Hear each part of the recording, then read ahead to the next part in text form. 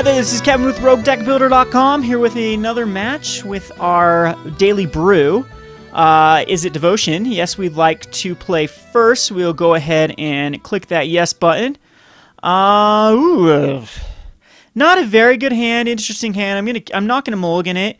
We have a Judge's Familiar, we have a Mutavault, we have our ways to cast our Perforos. Depending on what we're up against, this could be a good match, or this could be a great matchup or not, just because of the Perforos. So I'm going to keep this. And again, we can really draw out of this, which, because Mutavault kind of counts at this point as a non-land, if that makes any sense.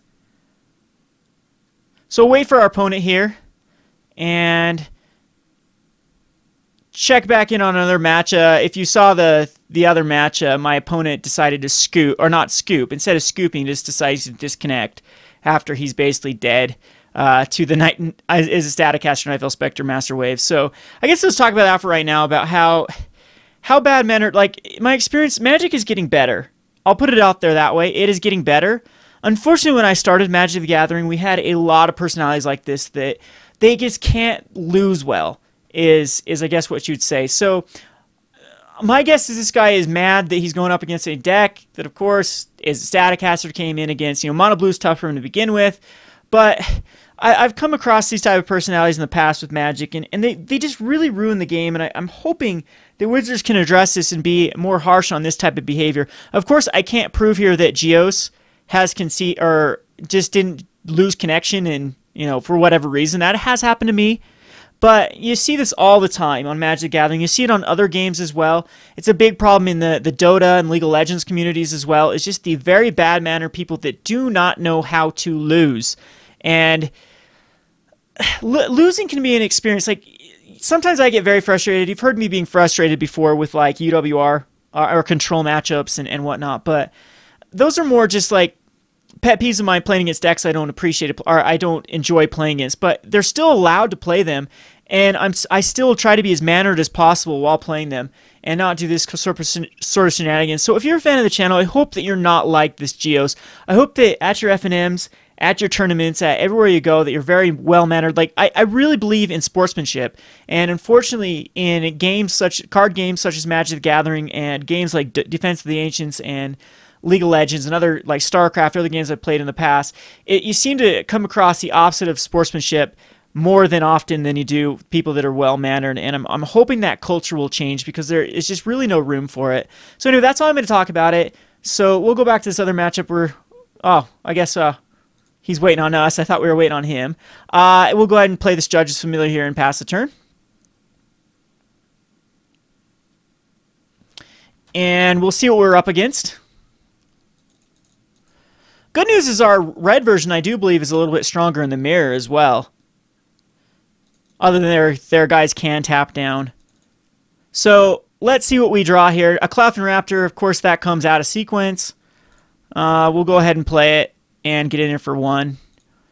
So, of course, if this would have went the other sequence, we would have put the Cloudfin Raptor first. That way it would have actually got evolved. But we're looking good here. Perforos alone can be really grindy against if this is like a control matchup. Hure's Follower. This is going to be interesting what we're up against. I'm sure it's going to be some sort of shenanigans that likes to tap-on-tap a lot of stuff. This is an 8-man queue, by the way. So there's our Thassa right on time. Go ahead and cast her. And get in for one. So now we can scry away any land that we would receive. We are a little bit slow though, so I'm worried about this Hure's Follower getting out of control with, like, if Hure herself comes out here, which of course does not now. But he's going to be able to get in for 2. He does not decide to get in for 2 though. So we'll scry. And, ooh, that's beautiful. But I think that's actually way good. Because we can just throw Perforos out here.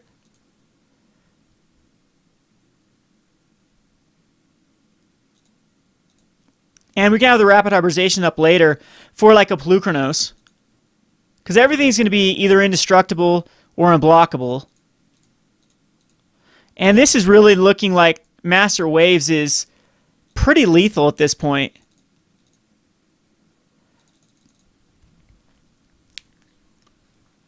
So we'll see what comes out here. I mean, he's got plenty of mana to cast anything.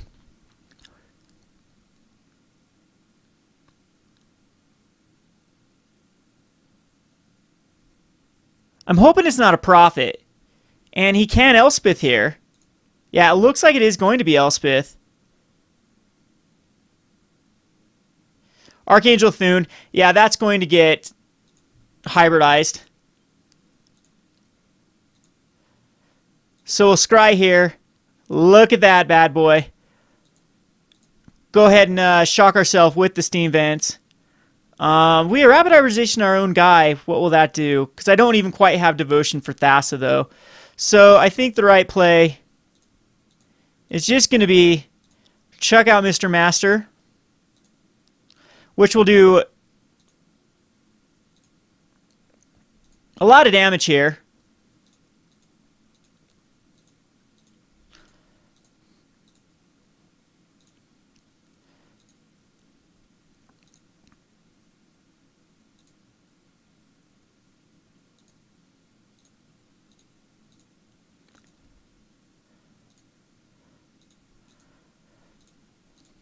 Get rid of it. And we'll be able to swing in for 3. And yeah, next turn, he needs a miracle to get rid of my Master Waves. But see, Perforos is another way to get value out of the Master Waves if they have removal. So he does need a miracle here. He needs a huge miracle to get himself out of this. He does have the mana to do so. And no, he just scoops. So the cards that are good versus him, I'm not quite sure his Staticaster is good. I'm thinking he might have a few smaller creatures, but I do believe that Ralzeric is good, and I do believe that Turn and Burn is good. Now, Is It Charm I don't think is quite good, but Rapidization is good, and Cyclonic Rift and Dispel I don't think quite make the cut. So the cards that are the weakest here, I don't think we need this Niv Magus Elemental. We can definitely cut down on that, and I think that Tidebire Mages are great, Claflin Raptors are great. So the card may be Frostburn Weird, even though it is double Devotion and double red Devotion. Or maybe we just cut out some Judge's Familiar. I think it's just gonna be Judge's Familiar. We're gonna go a little bit lighter on the 1-drops and put in some heavier hits, which does make the Binding Thoughts a little bit weaker. But I think we have a pretty good lineup here. Okay, so speaking of our event, our other match, our guy lost connection due to timeout, so we did get our pack for that. Okay, this is a very keepable hand. There's no way we're going to mulligan it, even though we are, again, quite heavy on the lands. But hopefully we can scry those away. And we do get a land, unfortunately, but we have a Claflin Raptor and a Bident Thassa. Hopefully we're not too slow. But he's slow, so... Oh, geez. The lands. Put that on top. I think Tidebire Mage will actually come in handy.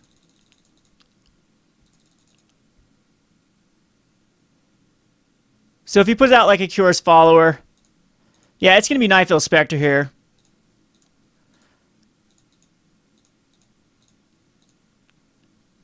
Which will evolve our dude. And we draw First Blood. So yeah, he's very slow. This is a greedy deck that he's playing. Extremely greedy deck with the mana base. He did have Mutavaults in here as well. So here I'm sure will come out something Degenerate, but Degenerate is something, if it's green, we can handle.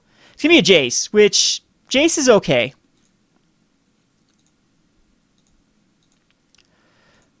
I think we will... Yeah, we'll leave Jace. And put out this Bident. Attack Zigzag. This way we'll get a card and a card off the top of him.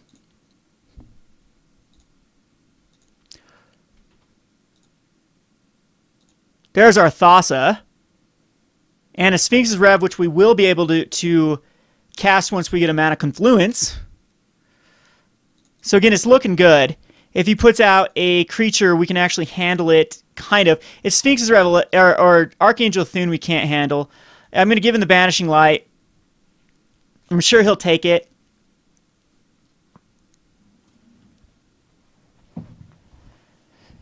At this point, I think he needs the Banishing Light to buy him Thassa.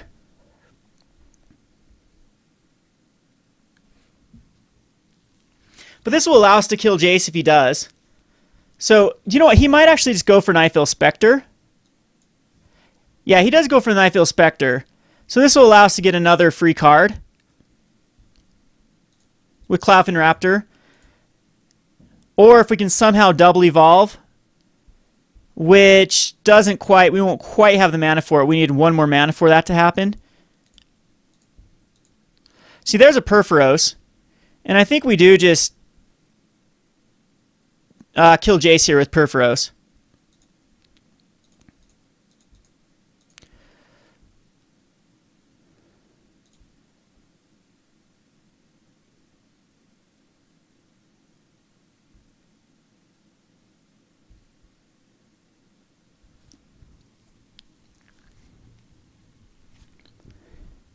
So what that does is Cloudfin Raptor comes out here. We're going to redirect the damage to Jace. And take him out. Now no more free cards, no more pumping him up to stop our Bident of Thassa draw. He's got to cast something here. Archangel Thune would be actually very deadly for him to cast. But, I mean, this makes, of course, our Cloudfin Raptors are very good. And we got a Sphinx's Revelation out of the way, which will be nice. I mean, he could go Elspeth here. But then Elspeth, again, isn't the greatest. It's going to be a Detention Sphere. I'm going to think he's going to put on the Cloud Fins. Yeah, he puts on the Cloud Fins. So, again, not the best use of Detention Sphere. This allows him to get some cards. Or stop me from some card draw. Yeah, and I didn't like to see that double Thassa, but at least this is going to allow us to scry.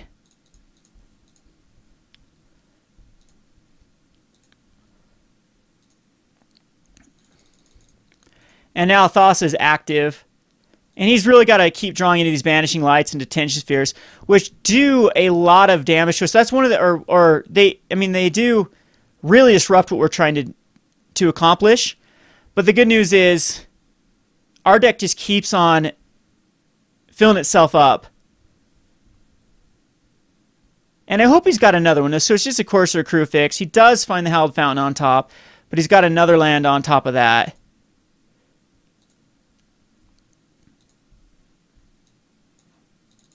I can make it attack is the good news.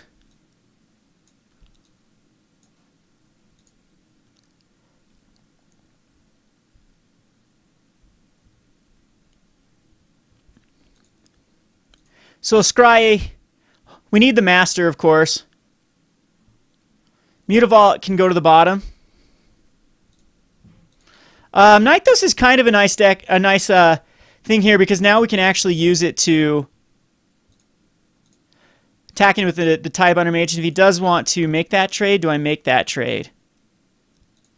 I think I do. So what we're going to do is we are going to use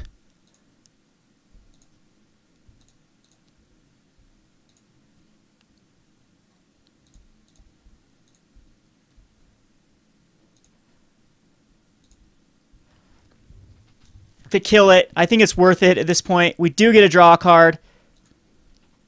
We have the Frostburn Weird, which we can't cast this turn, but next turn we can cast, and then Thassa will be active again.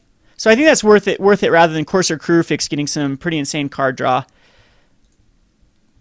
And he really did get mana flooded there. But I mean, we're still in a big time in the driver's seat. Especially with being able to scry each turn.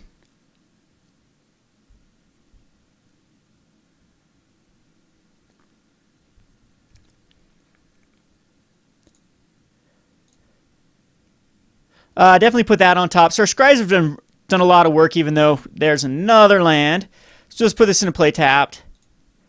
And chuck out our Frostburn Weird, which will do 2 damage to him. And get our Thassa. And I don't believe I pump up Thassa. Or could I have won there? Could I have done it 3 times? I think I could have won there.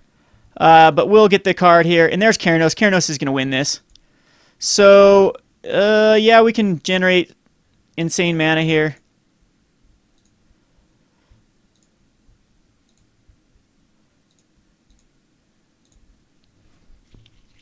And Keranos is active, which he's got to dissolve for it, or Sphinx's Revelation. It looks like a Sphinx's for a lot, so we couldn't have killed him there if we would have pumped up. So we made the right choice-ish. But I mean, that draws him 4 cards. But this does 2 damage to him. So he's down to a 5. And we have so many threats on board here.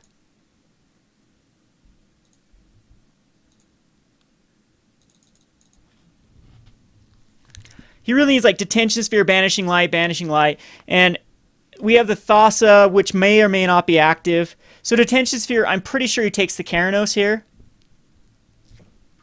He takes the Thassa, that's interesting. So that Keranos is still active. So see if he has another Detention Sphere.